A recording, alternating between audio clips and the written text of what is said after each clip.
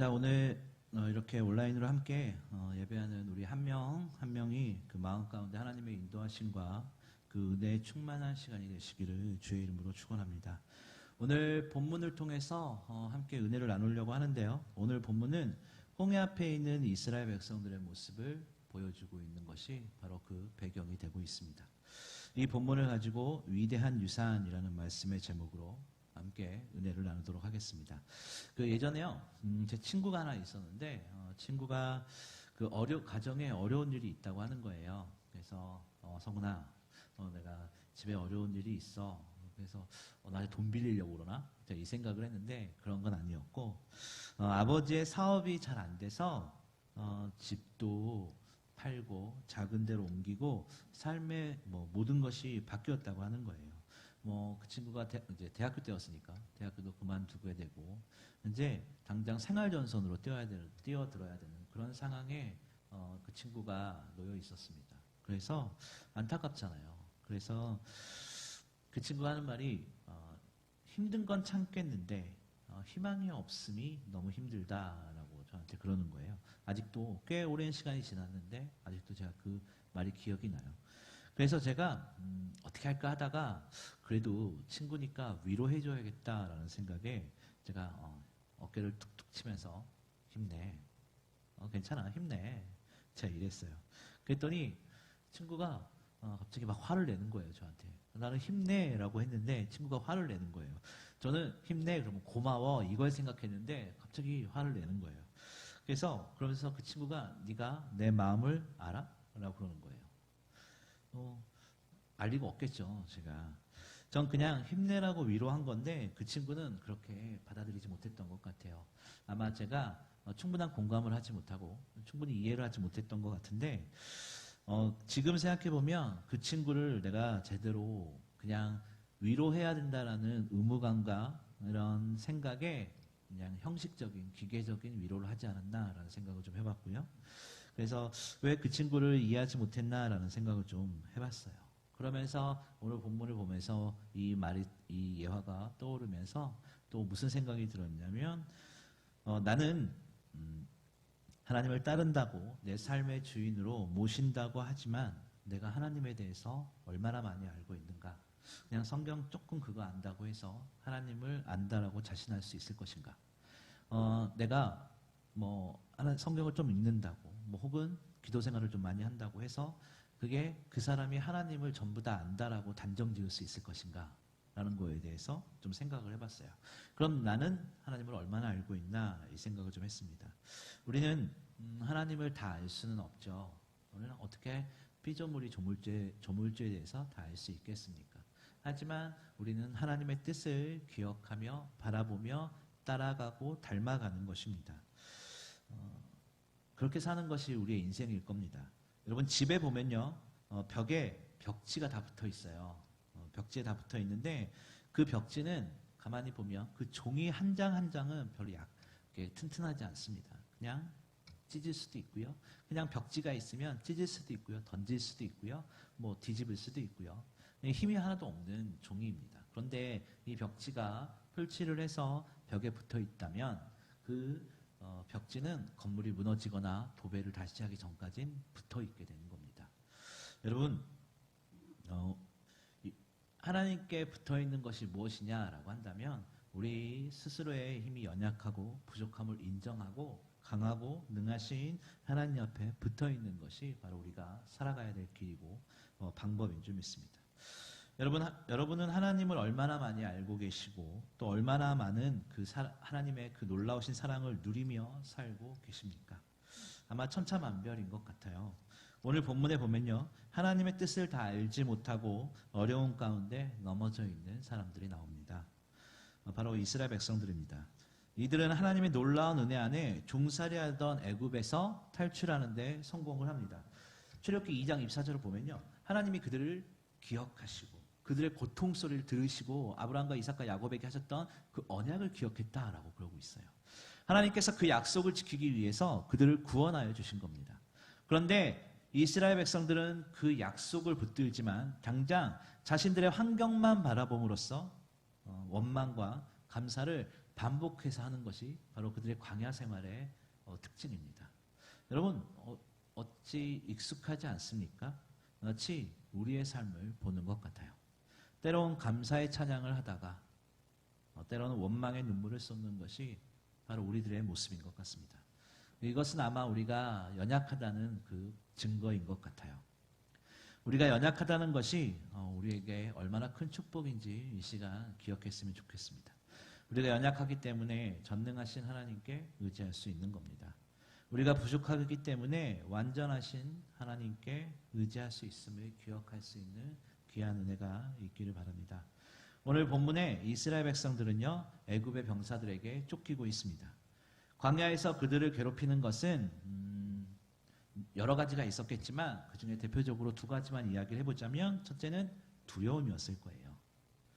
그리고 그 애굽 군대가 쫓아온다는 두려움이 그들을 엄습했을 것이고, 그 다음으로 그들에게 힘들었던 것이 이런 풍요로움과 자유에 대한 희망, 희망 없음, 뭔가 앞이 잘 보이지 않는, 구름 기둥과 불 기둥만 쫓아가야 하는 그런 자유와 풍요에 대한 희망, 이 두 가지가 대표적으로 그들에게 아마 늘 항상 따라붙어 다녔을 거예요.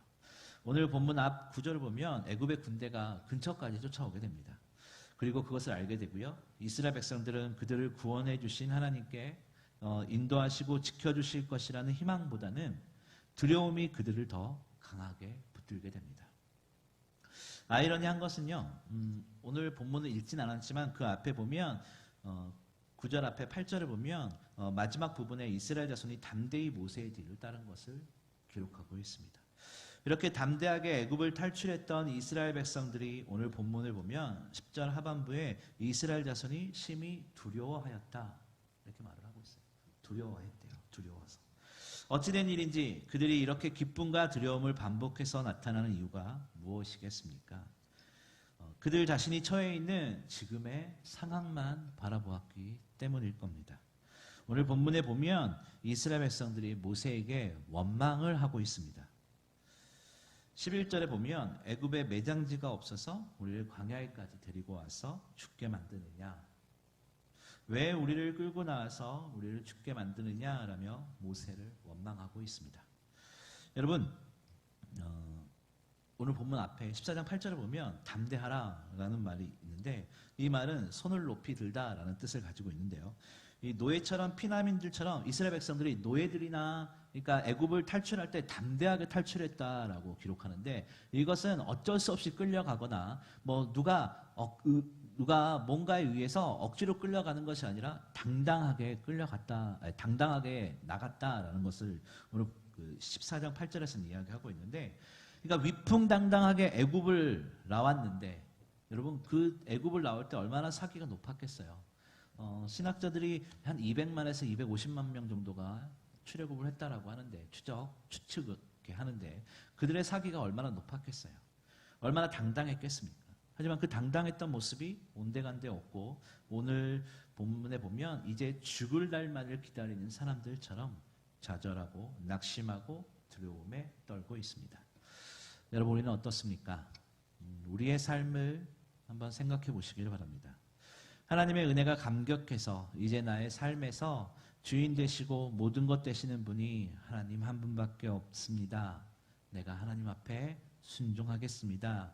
이렇게 다짐한 것이 얼마 되지도 않았는데, 하나님 은혜에 너무 감사합니다. 하나님 때문에 살아가고 있습니다. 하나님이 없으면 어떡합니까? 하나님, 이렇게 인도해 주신 거 너무나 감사해요. 라고 이렇게 감사한 게 엊그제 같은데, 때로는 때로는 지금 우리의 삶이 불안해지고 연약해져 있다고, 하나님 왜 응답하지 않으십니까? 라고 하나님을 원망할 때가 얼마나 많이 있습니까?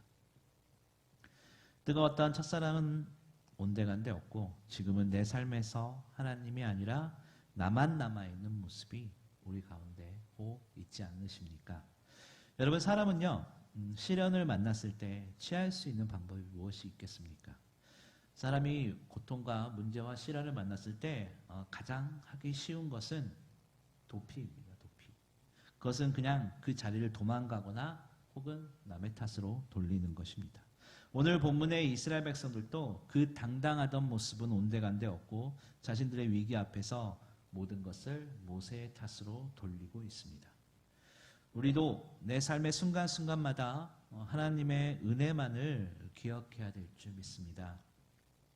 이스라엘 백성들이 모세의 탓을 한다 할지라도 달라질 게 뭐 있겠습니까? 이스라엘 백성들이 모세를 비난한다고 해서 그 상황이 갑자기 바뀌겠습니까? 우리 사람이 아무리 무언가를 원망한다고 해서 예를 들어서 여러분들이 김성호 목사 너무 성격이 별로야 라고 한다고 해서 갑자기 제가 뭐가 달라지겠습니까? 이스라엘 백성들이 모세를 원망한다고 해서 절대 그들의 처한 상황이 달라지지 않았다는 것이죠. 전혀 해결되지 않았다는 겁니다. 우리가 기억해야 될 것은요, 모세를 탓한다고 해서 그 문제가 절대 해결되지 않았다는 것이에요. 여러분, 고난과 고통이 왜 오겠습니까? 공동묘지를 가보셨습니까, 여러분? 그곳은 조용하고 평화롭습니다. 그곳은 미움도 없고요, 경쟁도 없습니다. 외로움도 없습니다. 여러분, 살아있기에 고통도 있고 고난도 있는 겁니다. 그들이 하나님의 은혜로 지금까지 살아있고 또 지켜주심을 믿고 감사하여서 더 하나님을 의지해야 하는 것이었죠. 이스라엘 백성들의 할 일은 모세를 탓하는 것이 아니라 그들을 구원하시고 인도하여 주시고 결국 역사하시고 책임져 주실 하나님을 더욱더 의지해야 되는 것이었습니다. 이들은 불과 얼마 전까지만 해도요, 이스라엘 백성들은 불과 얼마 전까지만 해도 이 10가지 재앙을 통해서 하나님의 살아계심을 분명히 보았던 사람들입니다. 그런데 그들은 우리가 애굽에서 종살이하게 내버려 두었는데 우리를 데리고 나와서 광야에서 다 죽게 만들었다라고 한탄하고 있습니다. 여러분, 우리는 삶의 문제 앞에서 이런 신세 한탄을 하는 것이 아니라 하나님의 역사하심과 하나님의 인도하심을 바라볼 수 있어야 합니다. 그리고 하나님의 보호하심을 인정하는 과정이 필요하다는 것을 기억하시기를 바랍니다. 사랑하는 여러분, 우리가 이렇게 온라인으로 예배를 드리고 있지만 우리가 먼저 예배자의 마음을 가지고 몸과 마음을 정결하게 하고 우리의 가정에서 또 우리의 어떤 삶의 터전에서 하나님의 뜻을 드러낼 수 있는 하나님의 자녀가 되어야 한다는 것이죠. 우리가 가정에서 예배 드린다고 해서 대충 드리는 것이 아니라 경건한 마음으로 하나님의 말씀을 또 예배 가운데 하나님께서 역사하신 것을 믿고 우리가 그 가운데서 최선의 예배, 최고의 하나님께 우리의 최선을 드릴 수 있는 저와 여러분 되시기를 바랍니다. 한 걸음 더 나아가서 이제 모세의 반응을 좀 살펴보도록 할게요. 본문으로 들어와서 13절을 보면요, 제가 읽어드리도록 하겠습니다. 모세가 백성에게 이르되 너희는 두려워 말고 가만히 서서 여호와께서 오늘날 너희를 위하여 행하시는 구원을 보라. 너희가 오늘 본 애굽 사람을 또다시는 영원히 보지 못하리라 라고 기록하고 있습니다. 모세가 이렇게 담대히 말하지만 아마 모세도 마음속으로는 두려웠을 겁니다. 왜 모세가 두려움이 없었겠습니까? 그것을 어떻게 엿볼 수 있냐면 우리 본문은 아니지만 본문 앞에 14장 15절을 보면 여호와께서 모세에게 이르시되 너는 어찌하여 내게 부르짖느뇨 이렇게 말을 하고 있어요. 모세가 하나님께 부르짖었다는 것입니다. 이 부르짖다라는 말이 똑같은 말이 성경 제일 처음 어디에 나오냐면 하나님이 아벨을 죽인 가인을 부를 때 이 똑같은 말이 나와요. 창세기 4장 10절인데요. 내 아우의 핏소리가 땅에서부터 내게 호소한다라고 말을 하나님께서 가인에게 말을 하세요. 가인아 어디 있느냐? 네 동생이 어디 있느냐라고 했을 때 모른다. 왜 나한테 찾으십니까? 라고 했을 때 하나님께서 네 아우의 핏소리가 땅에서부터 내게 호소한다. 땅에서부터 부르짖는다. 절규한다. 뭐 이런 뜻이겠죠. 이 똑같은 말이 이 모세가 부르짖는 말과 똑같습니다. 그러니까 모세의 부르짖음이 엄청난 호소와 간절함과 이런 두려움과 절망과 많은 것들이 아마 함축되어 있는 것 같아요. 모세도 정말 간절히 호소하며 부르짖었을 겁니다. 그런데 우리가 주목할 점이 오늘 본문 출애굽기 14장 10절을 보면 이스라엘 백성들도 부르짖어요. 똑같은 단어는 아니지만 이스라엘 백성들도 부르짖어요. 그런데 이스라엘 백성도 부르짖고 모세도 부르짖는데 하나님께서 모세에게만 대답하십니다. 이스라엘 백성과 모세의 가장 큰 차이는 한 가지입니다.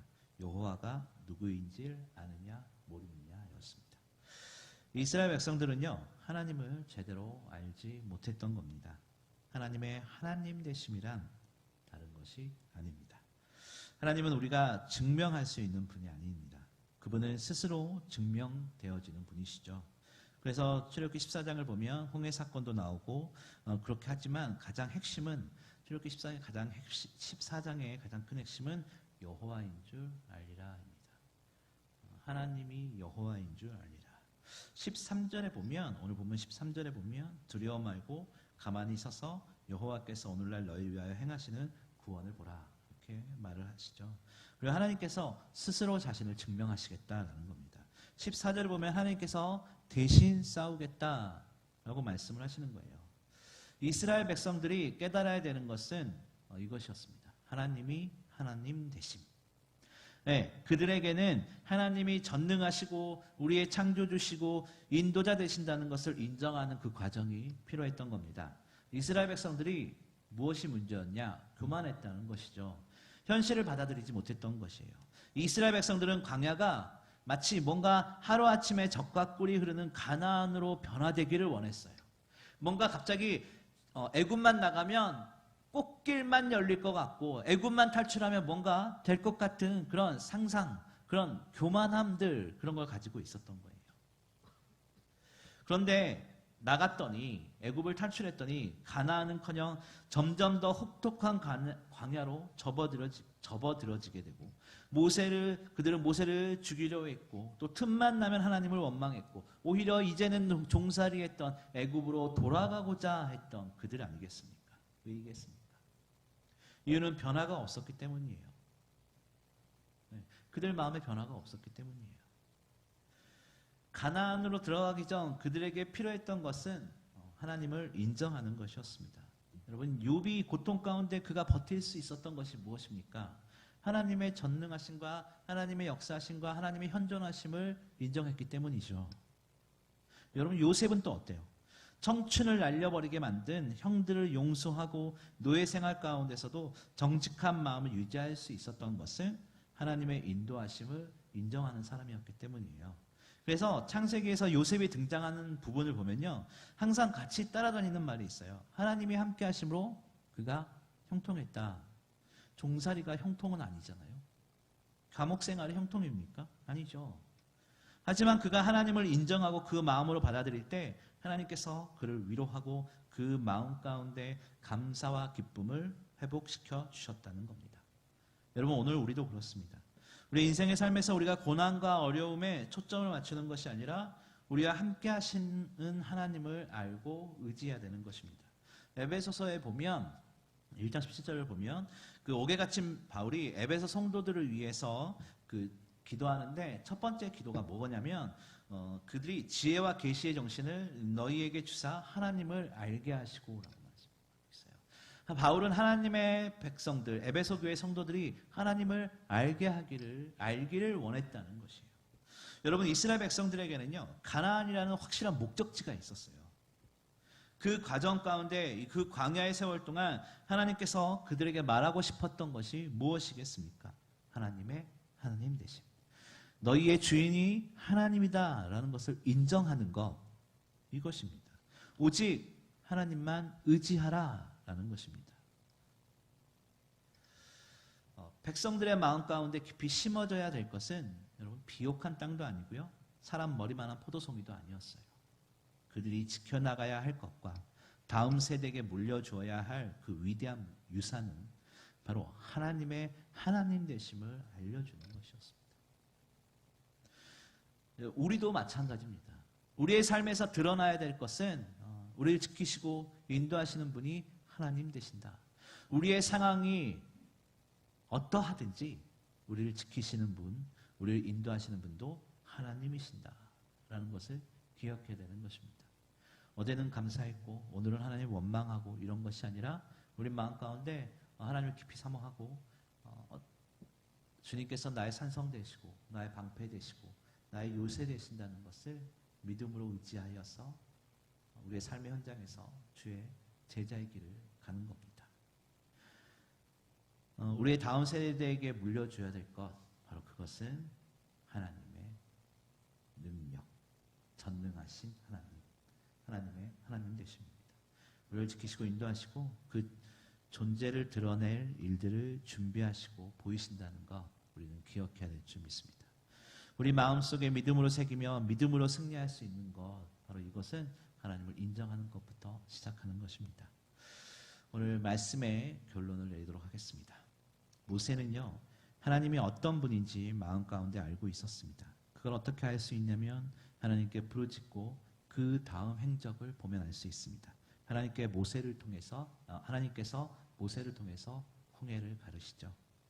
출애굽기 14장 16절을 보면 지팡이를 들고 손을 바다로 내밀어 홍해를 갈라지게 하라라고 말씀하십니다. 그러자 모세는 순종했습니다. 오늘 우리의 삶에 필요한 것이 순종함입니다. 우리의 삶의 문제를 놓고 하나님, 다른 것이 아니라 내가 하나님만 의지하고 하나님 앞에 순종하며 나아가겠습니다. 이것이 우리에게 필요한 것이죠. 하나님의 말씀을 기억하며 마음에 새기며 우리가 순종하는 것, 우리의 삶의 문제들을 하나하나 내려놓고 주님만을 의지하며 나아가는 것, 바로 오늘 저와 여러분에게 필요한 것이고 이 어려운 시기 가운데 헤쳐나갈 수 있는 방법인 줄 믿습니다.